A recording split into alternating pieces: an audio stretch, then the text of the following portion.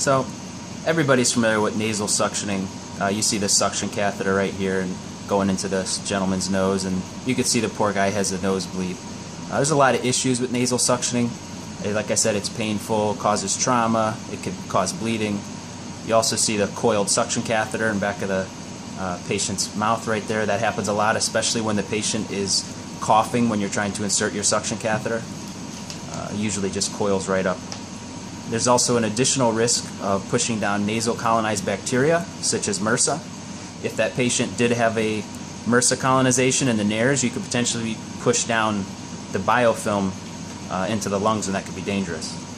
In saying that, there's also times that you can't go up the patient's nose at all. Sometimes they have a nasal blockage, deviated septum, sinus surgery, nasal fracture, you name it. You can't go up the nose. What do? You may try to put a catheter in the patient's mouth.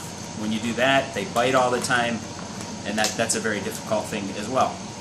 So now you really have a clear answer, clear solution. It's called the No Bite 5. This red button here is the switch. It's got a light on it, and basically it's a suction catheter introducer for the oral airway. We're going to teach you two techniques. The first technique is going to be an awake patient, and the second technique is going to be a lethargic, obtunded type patient. The keys to focus on is with an awake patient, you're just going to go shallow with the device. You're not going to gag your awake patient. That's the main focus. And then on your obtunded patient, you actually may need to go deeper to scoop their tongue out of the way, because a lot of times that obtunded, lethargic type patient has weakened or relaxed muscles in the back of the tongue that could be occluding on the airway. So we'll teach you this right now. We always teach to preload the catheter to the tip, just like you can see. We also teach to kind of hold it like a pen.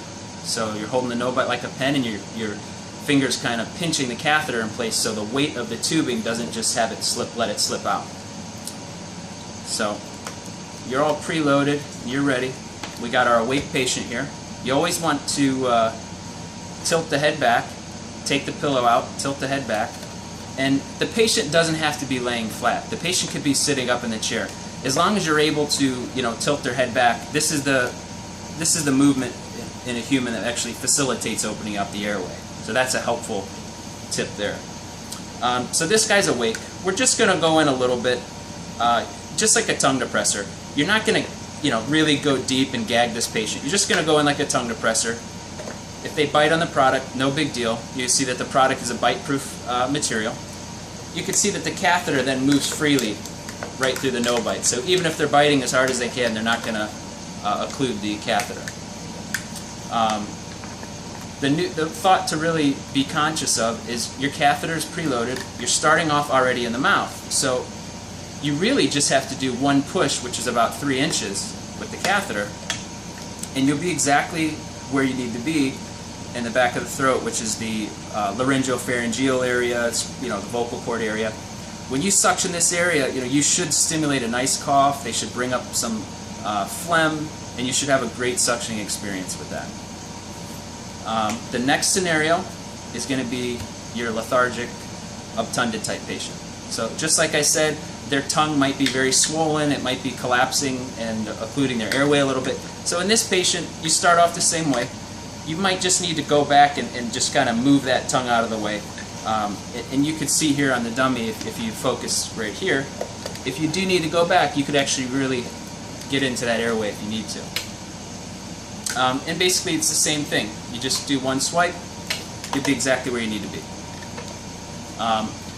We teach a couple techniques for patients that are moving around when you're trying to do it that can make it a little difficult.